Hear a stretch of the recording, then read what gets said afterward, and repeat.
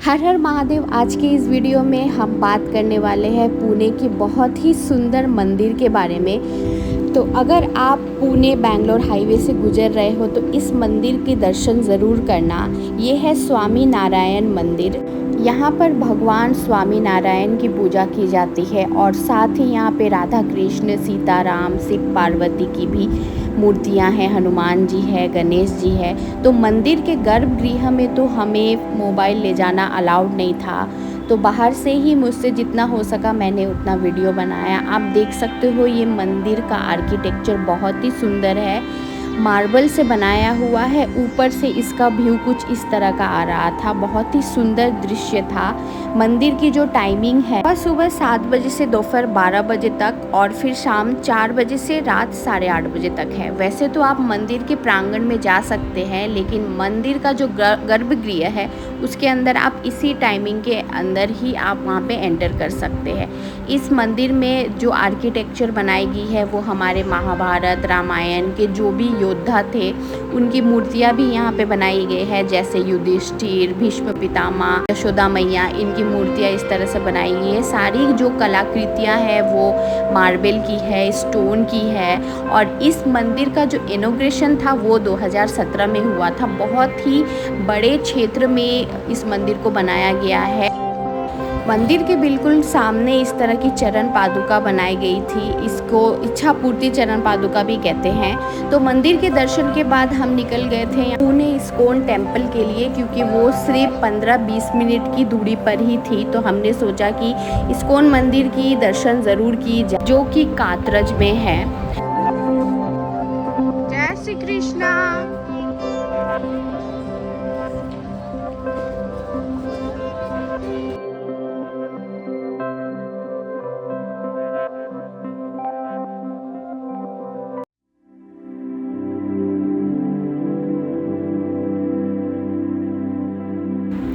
तो ISKCON temple में entry करते ही यहाँ पे हमें गौशाला दिखाई दी, जहाँ पे इन्होंने गौ माताओं को रखा हुआ था।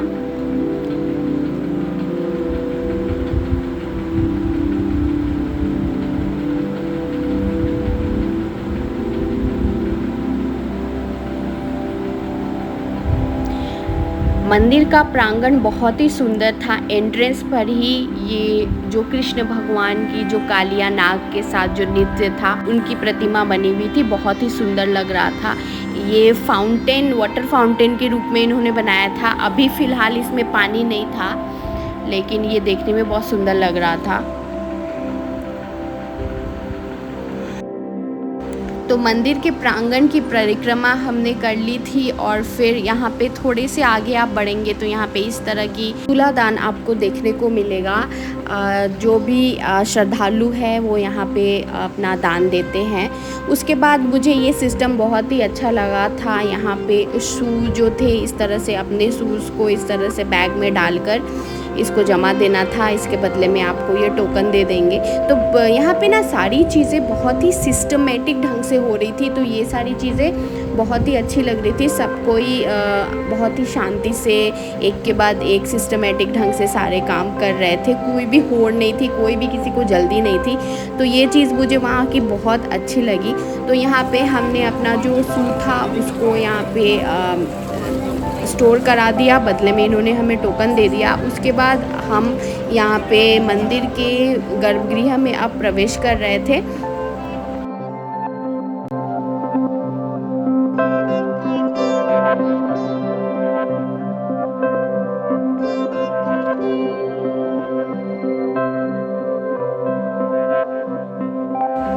एंट्री और एग्ज़िट का जो रास्ता था वो एक ही था। तो मंदिर में एंटर करते हुए ही हमें ये आरती की थाली दिखाई दी, क्योंकि संध्या का समय हो रहा था, भजन वगैरह चल रहे थे। बहुत ही सुंदर दृश्य हो रखा था। सारी दर्शनार्थी यहाँ पे बैठे थे, कृष्ण भगवान जी की भजन कर रहे थे। शाम 7 बजे का टाइम था, आरती का समय हो रहा था।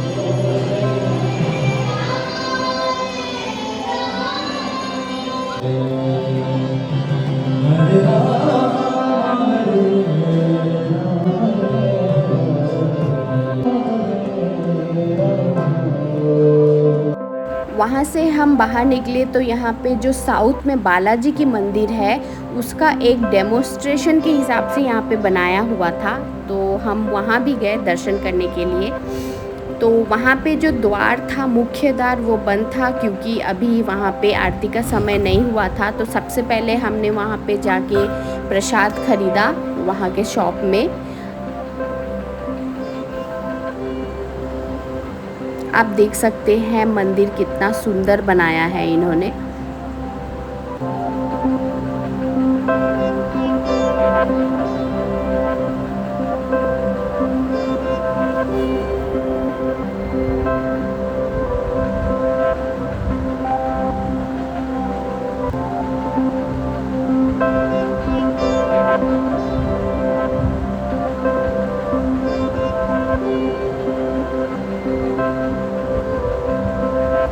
ऊपर से इस्कॉन का कुछ इस तरह का दृश्य था।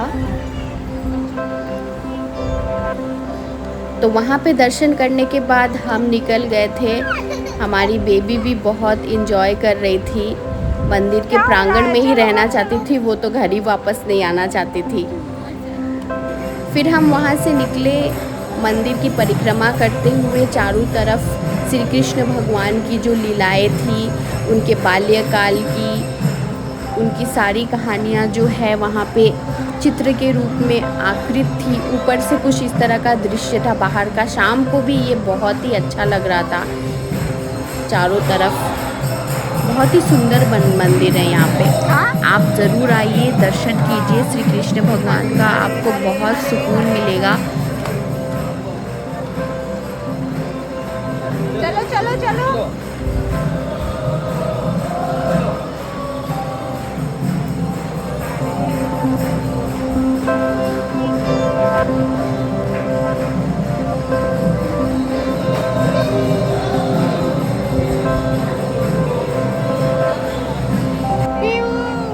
तो मंदिर का दर्शन करने के बाद हम बाहर निकल गए।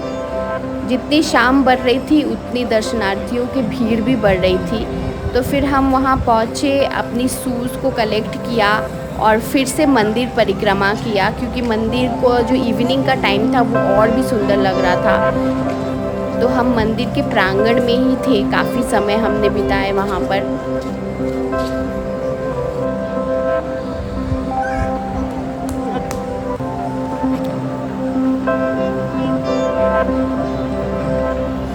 उसके बाद हम निकले प्रसाद के लिए। तो यहाँ पे महाप्रसाद वितरण हो रहा था।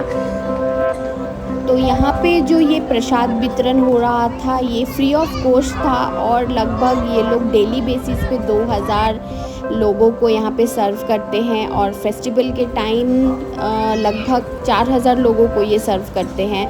ये ब्रेकफास्ट, लंच वगैरह सर्व करते हैं। तो यहाँ पे शनिवार का दिन था तो हमें खिचड़ी महाप्रसाद के रूप में मिला। बहुत ही स्वादिष्ट था, मैं आपको एक्सप्लेन नहीं कर सकती इसका स्वाद।